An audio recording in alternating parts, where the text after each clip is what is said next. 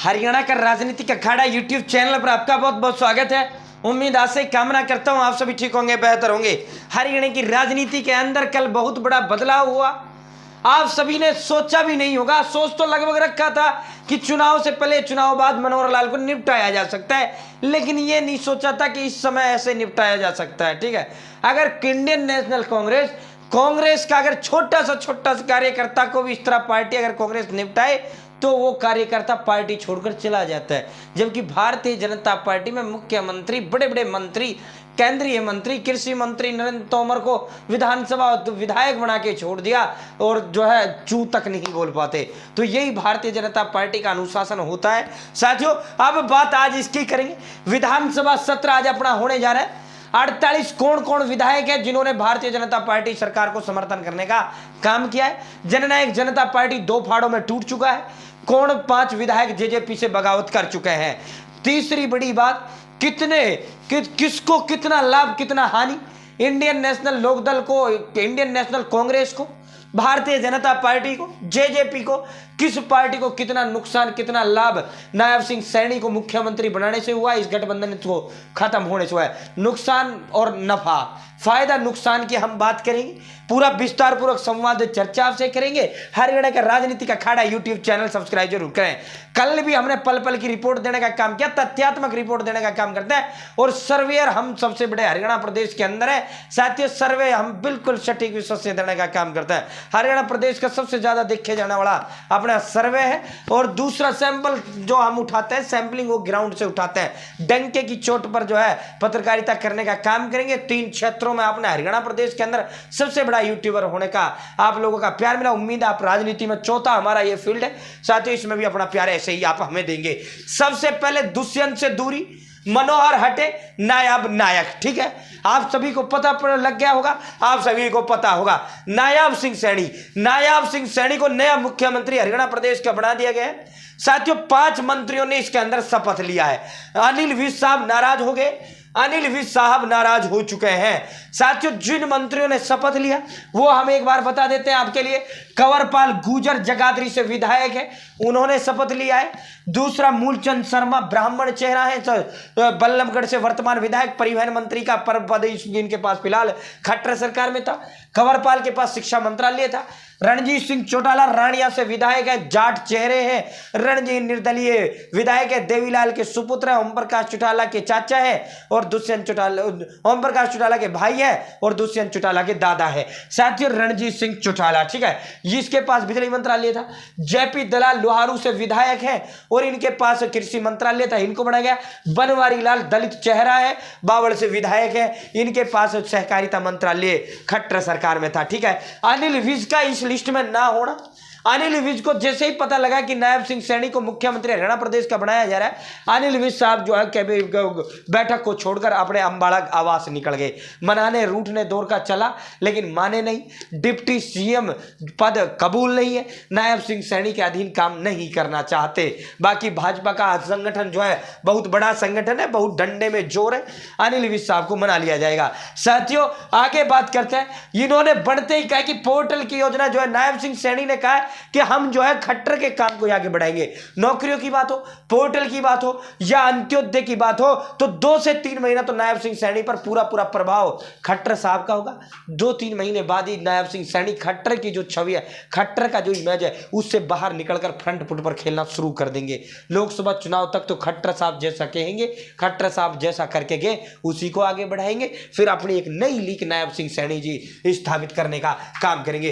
PM से कहा था नई पीढ़ी में से कोई योग्य को आगे लाए, मनोहर लाल। साथियों, मनोहर कार्यालय की योजनाएं भी चलेंगी और पोर्टल भी चलेगा। नायब सिंह सैनी, जजपा से अलग होने से भाजपा को फायदा मिलेगा, कांग्रेस के वोट कटेंगे, बीजेपी की गैर जाटने की राजनीति को हवा मिलेगी, जाट वोटों में बिखराव होगा। ये एक जो है ऊपरी तौर पर ये देखने को मिल रहा है, लेकिन हम पूरा इसका जो है विश्लेषण करेंगे। भूपेंद्र सिंह हुड्डा का रिकॉर्ड मनोहर लाल खट्टर नहीं तोड़ पाए।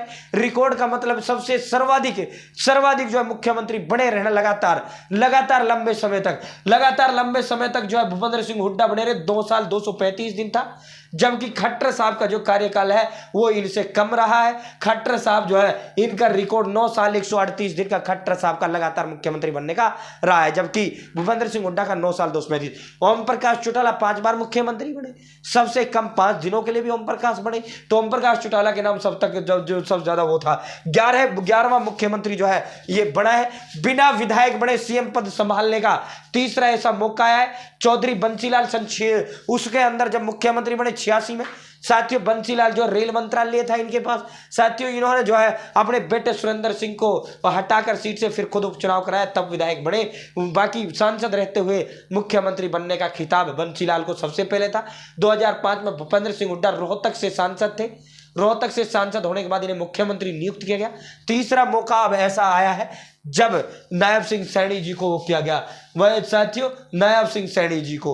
तो ये जो है 3 ऐसे थे साथियों जिन्होंने जो है मुख्यमंत्री बनने का, सांसद रहते हुए वर्तमान में मुख्यमंत्री बनने का वो हुआ। भाजपा को नहीं सत्ता में रहने का अधिकार, हरियाणा में राष्ट्रपति शासन लगे, ये भूपेंद्र सिंह हुड्डा ने बोला। हिसार में जेजेपी की आज नव संकल्प जो रैली है उस पर पूरे हरियाणा प्रदेश की नजरें टिकी हुई है। हिसार की नव संकल्प रैली है, 5 विधायक लगभग जो है यहां बगावत करना तय माना जा रहा है। 5 विधायक, दुष्यंत के साथ सिर्फ दुष्यंत है, नैना चौटाला इनकी मम्मी है, दूसरा रामकरण काड़ा है, एक अनूप धानक है और 5वां विधायक अमरजीत ढांडा इनके साथ है। बाकी जो 5 विधायक है रामकुमार गौतम, देवेंद्र बबली, ईश्वर सिंह गुला चीकावाड़े, रामनिवास सुरजाखेड़ा नरवाणा वाले, दादा गौतम, ये 5 विधायक जो है इनके साथ से छिटक चुके हैं। ये दुष्यंत चौटाला को गच्चा दे चुके हैं, लगभग ये तय माना जा रहा है। अब बात करते हैं भाजपा को क्या इससे नुकसान हुआ, क्या इससे फायदा हुआ है।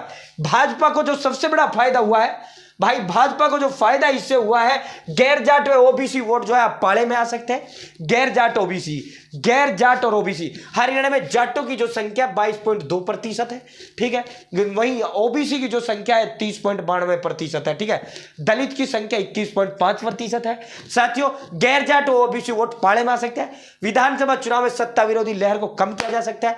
जजपा के अलग होने से जाट वोटों का ध्रुवीकरण जो है होगा, और अगर जाट वोटों का ध्रुवीकरण होता है तो फिर ये भारतीय जनता पार्टी के लिए बहुत अच्छा संकेत माना जाता है, क्योंकि जाट वोट जितना डिवाइड होगा बीजेपी उतना ज्यादा मजबूत होगा। नुकसान ये होगा मनोहर लाल के पंजाबी वोटों का बड़ा चेहरा थे, पंजाबी वोट अब बीजेपी से छिटक सकता है। 8.5% पंजाबी हरियाणा प्रदेश के अंदर है, 6.9% ब्राह्मण हरियाणा प्रदेश के अंदर है। 8 महीने बाद विधानसभा चुनाव होने हैं, सरकार चलाने का अनुभव नायब सिंह सैनी के पास बिल्कुल भी नहीं है।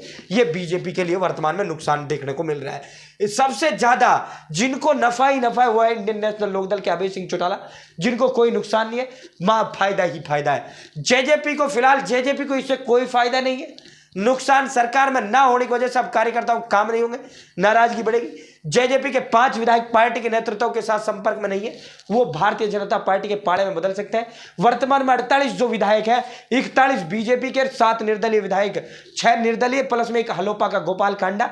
इन सभी 48 विधायकों के साथ जो है बीजेपी सरकार जो राज्यपाल को बहुमत के लिए दिया है, इन 48 विधायकों को दिया। बाकी देखते हैं जेजेपी के 5 विधायक भी इनको समर्थन कर सकते हैं। कुल इनकी जो संख्या है वो 53 जा सकती है।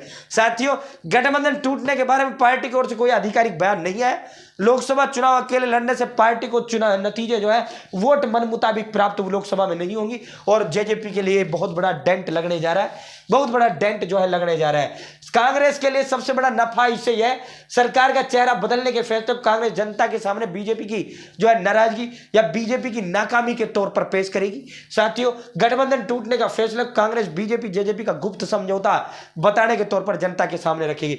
नुकसान लोकसभा विधानसभा के चुनाव में जेजेपी के अलग लड़ने से जाट वोट जो है कटेंगे, जाट वोट बटेंगे।